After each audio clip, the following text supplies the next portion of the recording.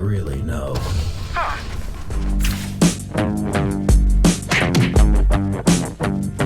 So for those that are looking for the quick recommendation, yes, if you enjoyed the first Ghostrunner, then you're going to enjoy this, as it's just more of that good shit, but with a much bigger scope. If you haven't played the first Ghostrunner, well, you missed out, as it was one of the few good things to come out of 2020. Go play that shit, watch my video on it, and then play this. Trust me, I'm doing you a solid. Yeah, I've had my eye on this one ever since the devs confirmed that there will be a sequel, which was practically right after the first Ghostrunner. Don't know if the first game was just that successful, or the devs realized that they had a good baseline to improve on. Either way, Jack is back with not only some more cyberpunk slicing and dicing, but a brand new whip that's very fast, but also very janky. We'll get into all this in a few.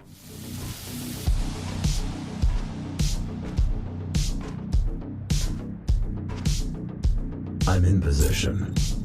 Beyond this point lies the Hammer's territory. You want to go the safe route or the fast route? The usual one. I'm gonna stop asking.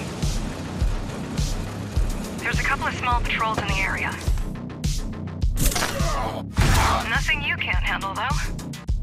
So Ghostrunner 2 takes place sometime after Ghostrunner 1, where Jack took down both the Keymaster and the Architect. There's now a power vacuum in the city, and a group of rogue Ghostrunners called the Asura plan on running things now. Obviously, Jack and the climbers aren't down with that, so the whole game is spent trying to take them out, aka slicing through them and all of their reinforcements. So not much has changed visually from the first game. We're still rocking that slick cyberpunk aesthetic with neon light signs everywhere and trash all over. Big difference this time around is that at one point in the game, you actually leave the city and take a gander at what the world is outside of Dharma. And it's not some place I would want to be in, I'll tell you that. It's neat to see the devs trying to tackle an open space, and it is a nice change of scenery despite there being nothing to really see out here. But it's not even just this section of the game. Arenas in general are much more spacious, with air vents and grapple points being more useful than ever to get around fast. All this probably took its toll on testing and QA though, because boy, this game has some noticeable performance issues. God, where do I even begin? First, the frame rate is all over the damn place, especially in this pillar of creation level where this game opens up massively. Initially, I just chalked this up to maybe my computer not being powerful enough, but I have a buddy that has PC parts that are much better than the recommended settings, and even he was seeing major drops. That's minor though. What's weird is this game constantly having no audio in some parts. Continue to amaze, number.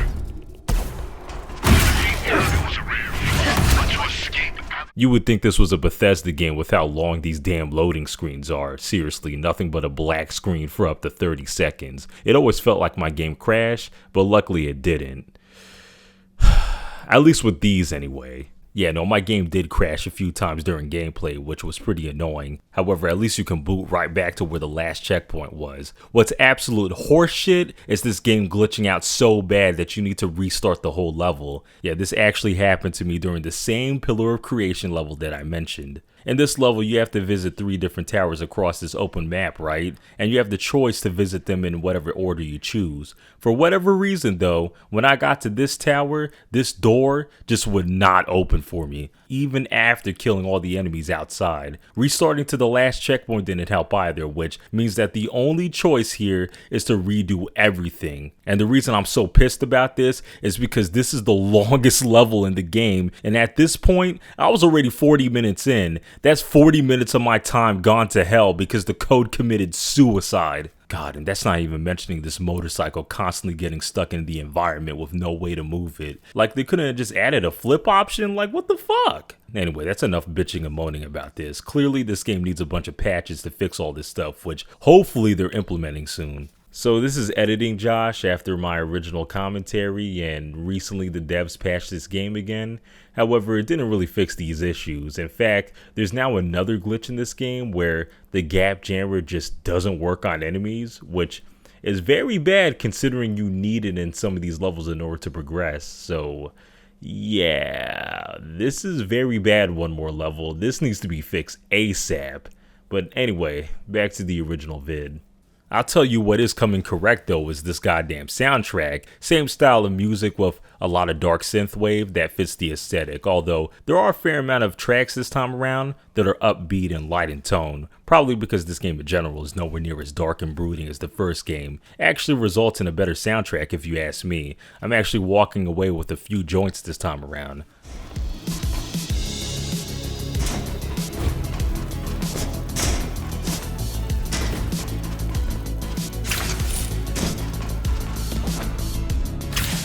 You heard something.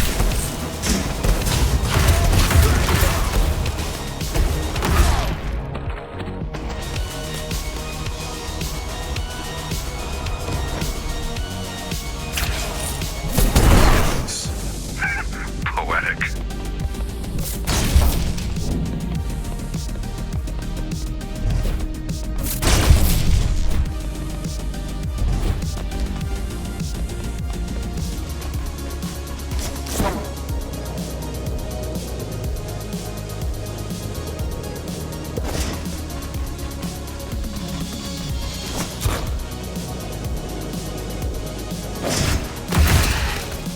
Oh my god, we're actually seeing people in this game.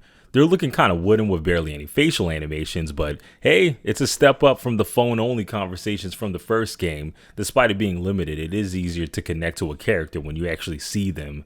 But enough of all that, what's the deal with the slicing and dicing? Well, the core gameplay is still intact from the first Ghostrunner. You're still moving from arena to arena all ninja-like, killing anybody in your way with one hit being all it takes to stop you in your tracks. The name of the game is to keep it moving, which I'm more than happy to do because this game still has the same fluid movement from the first game and then some. Sliding, dashing, wall running, grappling, grinding, and now you can fly? What the hell? This level in particular was awesome. Introduced a whole new dynamic to the game that felt freeing. It's too bad that it came at the last level though. Would have loved to do this more. Maybe in Ghostrunner 3? Anyway, things have changed a little bit with the combat. I'm already seeing this game get shit for being noticeably easier than the first game, and yeah, this game is much more approachable. Don't think that's a bad thing though. The game streamlines many mechanics in ways that I actually think improve things. You can block attacks now, and the deflectability is tied to this button rather than your attack button, which makes pulling it off feel way more consistent. The Shuriken, Shadow, and Tempest abilities are now regular cooldowns in your arsenal, which gives more offensive options, and you got a stamina meter now, which allows for more dashes than the former fixed count. The Jack is just straight up buffed in this game, but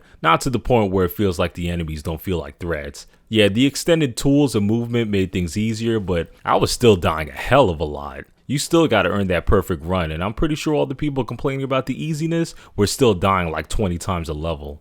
However, it's not like the naysayers don't have any points that I don't agree with. Even though I like that the parry button is now assigned to a different button, being able to block so much does trivialize how you approach regular dudes. You don't really have to get as swift since brute forcing your way through enemy fire is an option now. Doesn't really feel as badass. Some abilities like the Gets a Potential Slash not making the cut definitely hurt, but I don't miss some of these bullshit enemies from the first game like these ticks. Not too big of a fan of these new wheel enemies either. I'm generally not a fan of enemies in these games that stop you dead in your tracks. Reason I had a beef with these ninja dudes in the first game. The remix with these guys in this game, which are better since you can both parry and dodge their initial attack. However, you still need to pause before you can do it, which is pretty whack. The more open levels lead to more freedom in how you can approach them. However, the AI hasn't really been adjusted to keep up. Like a lot of these encounters, there always seems to be two guys that weren't alerted at all despite their whole squad getting slaughtered. It's kind of funny, but I don't think this should happen.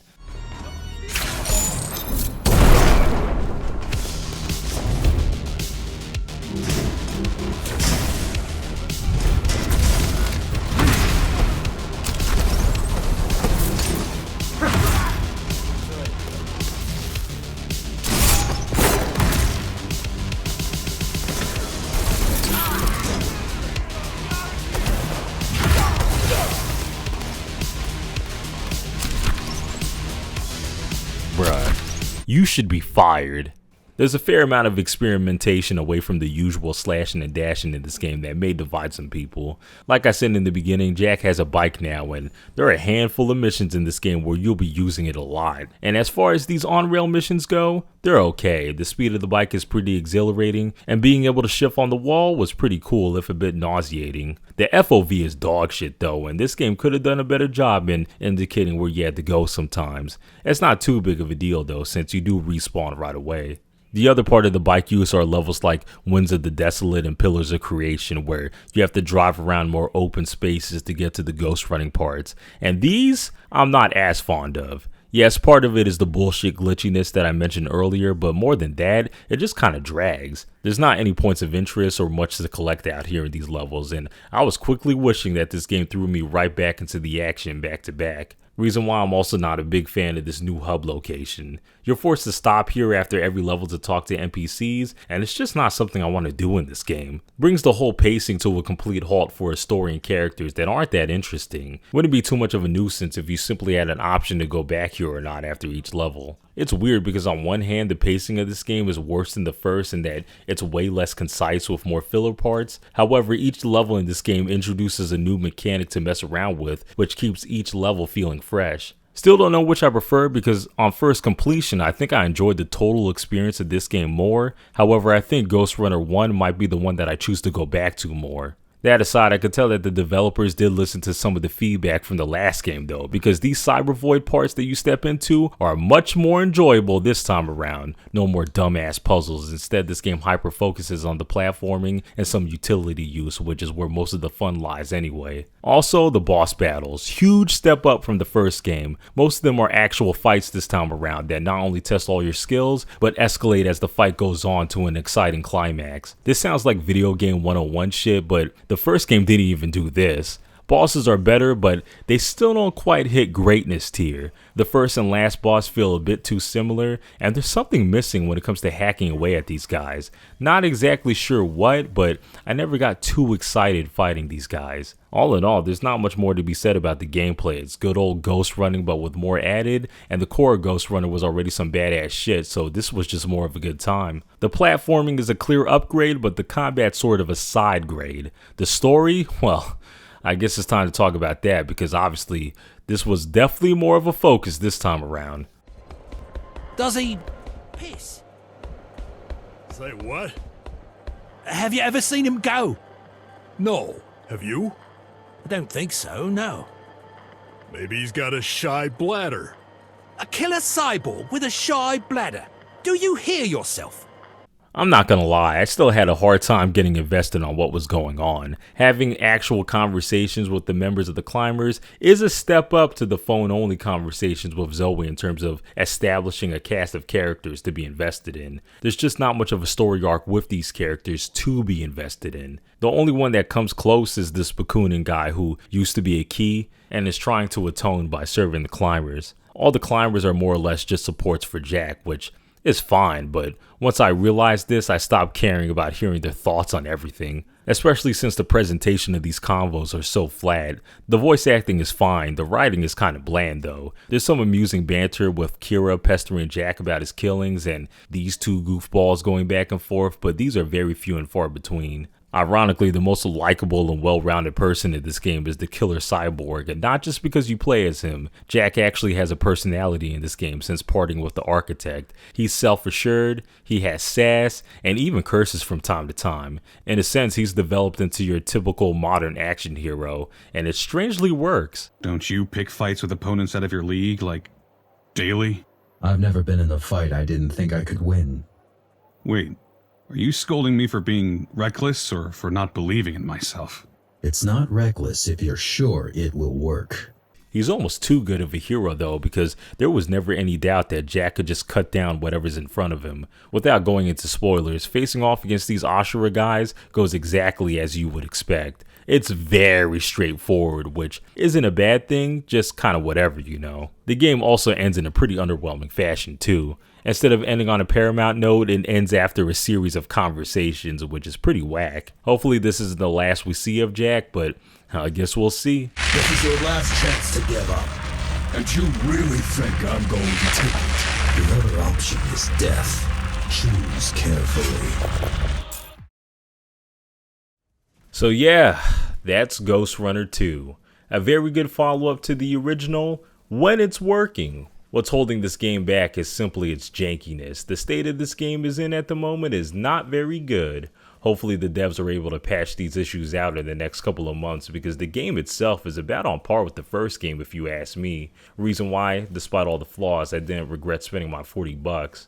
Not all the new ideas hit, but some of them did, and the core fun is still there, which is what matters most.